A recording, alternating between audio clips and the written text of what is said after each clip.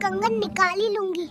अपनी भतीजी की शादी में पहन के जाऊंगी तो सब जल मरेंगे। इस शहरी बहू को क्या पता चलेगा, सारा दिन तो ये मोबाइल में घुसी रहती है। अबे ओए, चोरी, और वो भी अपने ही घर में। माँ जी, बुढ़ापे में हाथ सफाई का धंधा कब से शुरू कर दिया है? अरे छोड़ मेरा हाथ कलमुही, मैं तो बस ये देख रही थी ठीक से रखे हैं या नहीं। तू तो अपनी सास को चोर समझने लगी। कपड़े नहीं, आपकी नीयत खराब है।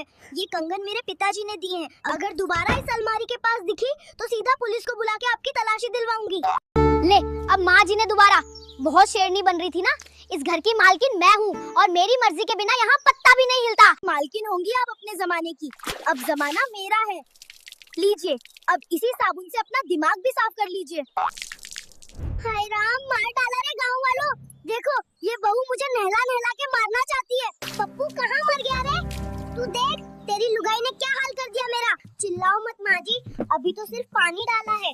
अगर अब एक भी कपड़ा गंदा हुआ तो आपकी अकल ठिकाने लगा दूंगी।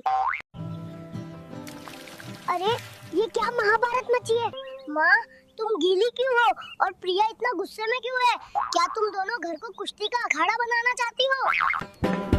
पप्पू, तुम बीच में मत पड़ना। अपनी इस भोली माँ से पूछो कि मेरी अलमारी में क्या कर रही थी और मेरे साफ कपड़ों पे कीचड़ क्यों फेंका। पप्पू बेटा देख, ये मुझे डंडे से डरा रही है। मुझे इस घर में खतरा है। पप्पू, अगर तुमने आज फैसला नहीं किया तो मैं अपनी गठरी बांधूंगी और तुम्हारी माँ को जेल भिजवा के ही मायके जाऊंगी। बोलो क्या चाहते हो? सुन लो कान खोलकर, माँ जी, आज से रसोई की चाबी और तिजोरी की चाबी दोनों मेरे पास रहेंगी। बाप बस पूजा पाठ करेंगी और घर के काम में अपनी नाक नहीं अड़ाएंगी। पर बहू तिजोरी तो मेरी, तिजोरी अब मेरी है। अगर एक शब्द और बोला तो कल से खाना भी खुद ही बनाना पड़ेगा। पप्पू जाओ और मेरे लिए एक कप कड़क चाय बनाओ, मेरा सिर फट रहा है। अभी लाया डार्लिंग।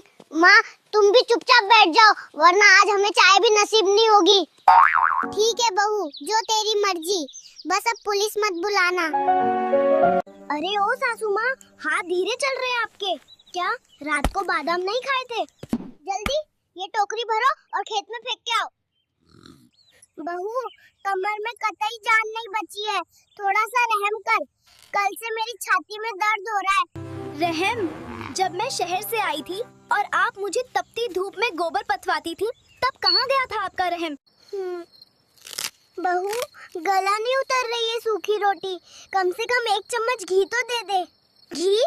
जब मैं नई नई आई थी तो आप मेरी थाली से मक्खन उठा लेती थी, अब कहकर कि शहर की लड़कियों को चर्बी चढ़ जाएगी। अब मैं नहीं चाहती कि बुढ़ापे में आपकी चर्बी बढ़े। हे भगवान, ऐसे दिन देखने से पहले मुझे उठा क्यों नहीं लिया? बहू,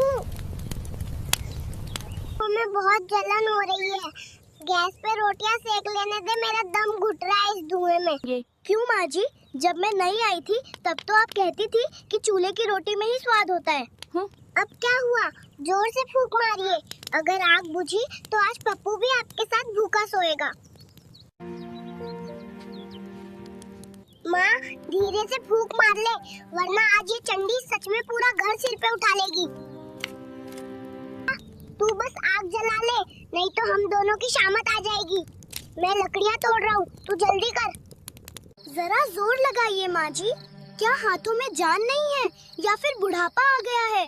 जब मैं आपके पैर दबाती थी तब तो आप कहती थी कि बहू के हाथ लोहे के होने चाहिए। अरे पप्पू, देख तेरी लुगाई ने बुढ़ापे में मेरा क्या हाल कर दिया। दिन भर कोल्हू के बैल की तरह जोतती है मुझे। देख, मेरी टांगे काली पड़ गई हैं मार खा खा के।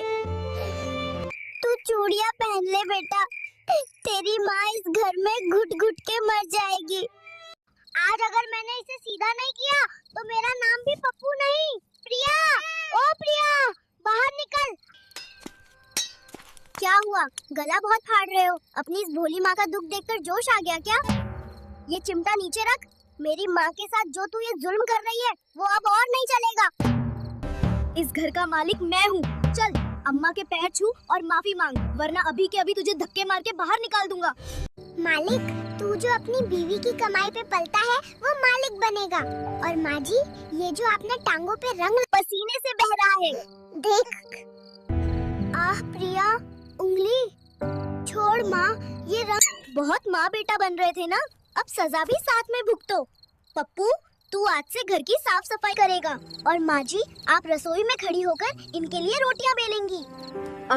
बेटा कुछ कर, ये तो हमें नौकर बना रही है।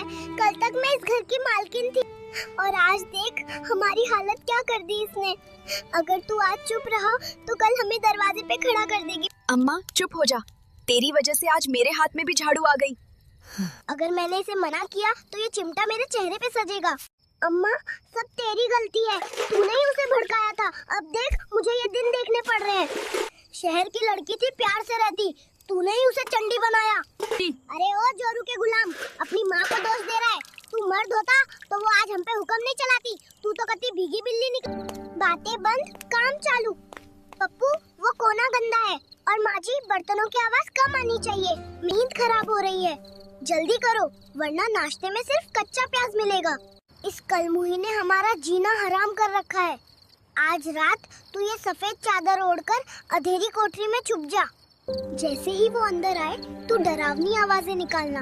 वो डरेगी तो हम उसे पागल घोषित करके घर से निकाल देंगे।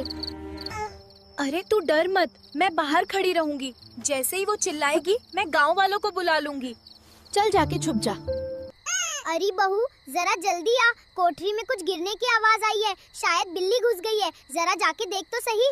आप घबराइए मत, मैं उस जानवर को ऐसा सबक सिखाऊंगी कि वो दोबारा यहाँ नहीं आए। मैं इस घर का पुराना मालिक हूँ, जो भी यहाँ हुक्म चलाएगा उसे मैं चैन से सोने नहीं दूंगा। अच्छा, तो कोठरी में भूत है माँ जी, घबराइए मत, मैं इस भूत को अभी झाड़ू और डंडे से सीधा कर दूंगी। मुझे उल्लू बनाने चले थे, अब देखो क्या होता है। पप्पू अब समझेगा चालाकी किसे कहते हैं। अरे बहू, दरवाजा खोल, अंदर भूत नहीं मेरा पप्पू है। ये सब तो बस एक मजाक था। बहुत शौक है ना नाटक करने का, अब पूरी रात यहीं बैठकर भूत बनो। अगर एक भी आवाज बाहर आई ना तो मैं गांव को बुलाकर तुम्हारी ये नौटंकी दिखा दूंगी, समझे? हाय रे किस्मत, मजाक करने चली थी और खुद ही सबके सामने बेवकूफ बन गई। अब चुपचाप बैठना ही ठीक है। क्यों भाई, देख लिया ना भूतों का हश्र। अगर ये ड्रामा और मेरा ये चंडी अवतार आपको पसंद आया है तो जरा अपनी उंगलियों को कश दीजिए और नीचे वाला अंगूठा दबा दीजिए। अरे लाइक तो कर दो दोस्तों, कम से कम मेरी इस काली पुताई की मेहनत का ही फल दे दो। लाल स्याही की एक बूंद नीचे टपकी और सीधे सम्राट के सामने आकर गिरी। दरबारी यह देखकर भयभीत हो गया। उसे डर था कि सम्राट कारीगर को मौत की सजा दे देगा, इसलिए उसने झूठ बोला कि कारीगर बहरा है। ये सुनते ही कारीगर ने तुरंत बहरे और गूंगे होने का नाटक किया। हालांकि तब तक सम्राट पहले ही संदेह कर चुका था। उसने कारीगर को पेंटिंग जारी रखने का आदेश दिया, लेकिन कारीगर ने कुछ भी नहीं किया। तब सम्राट ने किसी को घंटा लाने के लिए कहा और जानबूझकर कारीगर से कहा कि अगर वह 3 बार घंटा बजने के बाद नीचे नहीं आया तो उसे उसी समय मौत की सजा दे दी जाएगी। कारीगर बेहद घबराया हुआ था, लेकिन फिर भी बहरेपन का नाटक करता रहा। लेकिन सम्राट परीक्षा रोकना नहीं चाहता था। उसने जानबूझकर कारीगर की आंखों पर पट्टी बांध दी और उससे कहा कि वह उसका हाथ तोड़ने का आदेश देगा और अगर उसे दर्द से डर लगे तो वह अपना हाथ पीछे खींच सकता है। लेकिन कारीगर ने फिर भी कोई प्रतिक्रिया नहीं दी। जब लकड़ी की छड़ी गिरी तो कारीगर का हाथ सचमुच टूट गया। वह जमीन पर गिर पड़ा और दर्द से चिल्लाने लगा। यह देखकर सम्राट निश्चिंत हो गया और उसने तय किया कि कारीगर को घर जाने दिया जाए। कारीगर घर लौटते समय गाते हुए खुशी मना रहा था कि वह आपदा से बच गया। अचानक सम्राट द्वारा भेजा गया हत्यारा सामने आ गया।